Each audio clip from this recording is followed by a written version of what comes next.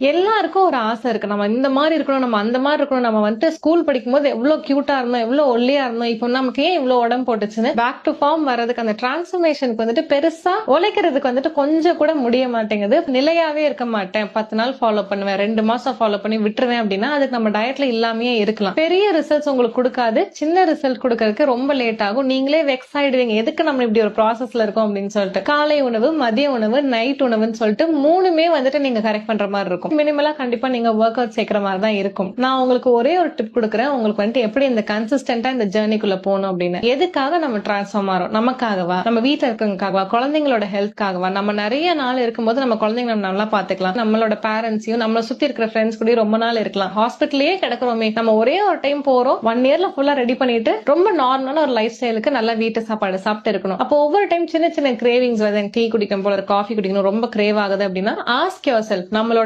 NEET எங்க, நம்ம எவ்வளவு பெரிய கோல்ல இருக்கோம், இந்த மாதிரி சின்ன சின்ன உணவுல நம்ம டிஸ்ட்ராக்ட் பண்ணும் அப்படின்னு சொல்லிட்டு உங்களே நீங்க கேட்டு கேட்டு அந்த கிரேவிங்ஸ்ல இருந்து வெளியே வாங்க. So whatever you are planning to do, ஒரு வருஷம் கன்சிஸ்டன்டா இருந்துச்சுன்னா எல்லாமே பண்ணி முடிச்சிருவீங்க. அந்த ஒரு வருஷத்துக்குள்ள ரொம்ப இன்கன்சிஸ்டன்டா இருக்காம உங்க ஜேர்னியை நீங்களே வெறுத்துக்காம பாத்துக்கோங்க.